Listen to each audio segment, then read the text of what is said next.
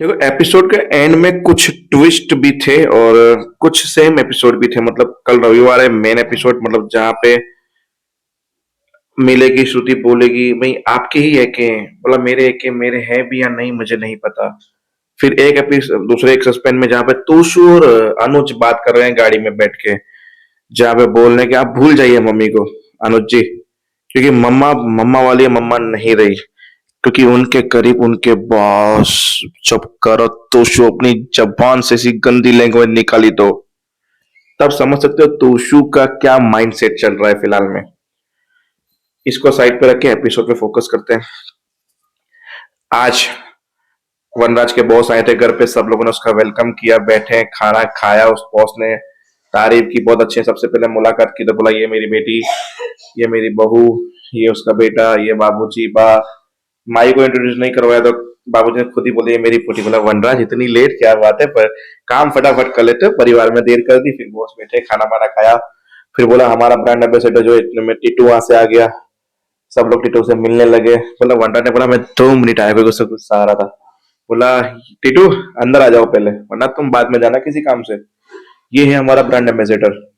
आज से कंपनी का फोकस प्रोडक्ट, हर प्रोडक्ट पे इसी का फोटो रहेगा, यही बनेगा हमारा ब्रांड एम्बेसडर। टिट्टू बैठा, फिर इसको बॉस को दे रहे थे, बॉस गया तो वनर उसको छोड़ने गया। फिर सब लोगों ने बोला कॉन्ग्रेचुलेशन, इतना बड़ा मुकाम हासिल किया तूने। फिर टिट्टू ने अंदर से बैग से साड़ी निकाल के बाकिया हाथों में रख दी। बोला मैं आपकी बेटी डिम्पी का हाथ मांगने आया हूँ, उससे शादी करना चाहता हूँ।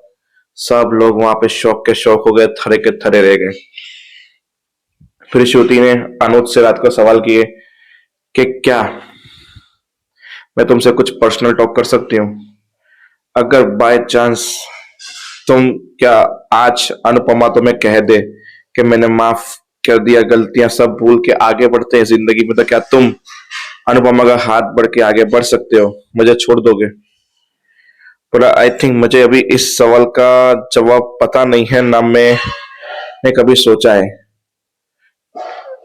आई नो कि तुमने मेरी जिंदगी में बहुत एहसान किए मेरे ऊपर, मेरी बेटी के ऊपर। तुम हमारी जिंदगी में आई हो, तब से हमारी लाइफ थोड़ी स्टेबल हुई है, जो पहले बहुत बुरी थी अनुपमा के जाने के बाद। मतलब तुमने कभी मुझे प्यार किया ही नहीं, कभी मेरे बारे में तुम्हारे पास फीलिंग नहीं आई। केवल और केवल तुमने आद्या के लिए मुझसे फ्रेंडशिप रखी, दोस्ती रखी, दोस्ती के बाद मंगेतर बने, गर्लफ्रेंड बॉयफ्रेंड बने। ऐसा नहीं है। आई लाइक यू श्रुति, पर तुम्हारे इस सवाल का जवाब कब क्या होगा, कैसे होगा, इसका सवाल का जवाब मैं भी नहीं दे सकता हूँ। क्या अगर आद्या बोले कि मैं मेरी माँ को माफ करने के लिए रेडी हूं, तो क्या तुम सच में अनुपमा का हाथ थाम लोगे? फिर एक सस्पेंस था जिसमें अनुपमा को सस्पेंस दौड़े पड़ते हैं, यही सोच के कि मैं कल क्या बात करूंगी, श्रुति जी से क्या बात करूंगी। पागल है, पूरी रात नींद नहीं आती। श्रुति भी बोलती है मैं सोने की कोशिश करूंगी, वैसे नींद तो नहीं आ रही। तुम्हें तो वैसे भी नहीं आएगी और मुझे नहीं आएगी। फिर श्रुति ने फोन लगाया अनुपमा को, हमको मिलना है।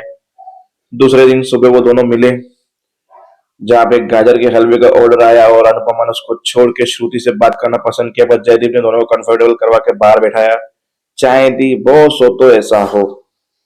फीलिंग भले ही मुझे लगता है कि अनुपमा के बॉस के दिल में होगी, पर वो कभी बोलेगा नहीं, क्योंकि वो मर्यादा नहीं लागेगा अपनी। उसे पता है कि जो दोस्ती है वो भी चली जाएगी अगर अनुपमा के सामने ऐसी बातें की तो। फिर श्रुति वो दोनों बातें करने बैठे और बस अब वनराज वहां पे बहुत बुरी तरह से फटने वाला है। मतलब बहुत बुरा, मतलब बहुत बुरा फटने वाला है, क्योंकि वनराज बॉस को बाहर ड्रॉप करने गया, इतने में आदि ये टीटू ने यहाँ पे प्रपोज मार दिया है शादी के लिए, वो भी डिम्पी के साथ। तो देखते हैं आगे एपिसोड में होता क्या है। बाकी आज के एपिसोड में रोना धोना, अनुज अनुपमा को याद करेगा, सवाल जवाब होंगे, यही सब कुछ होगा। तो देखते हैं आगे होता क्या है। तब तक के लिए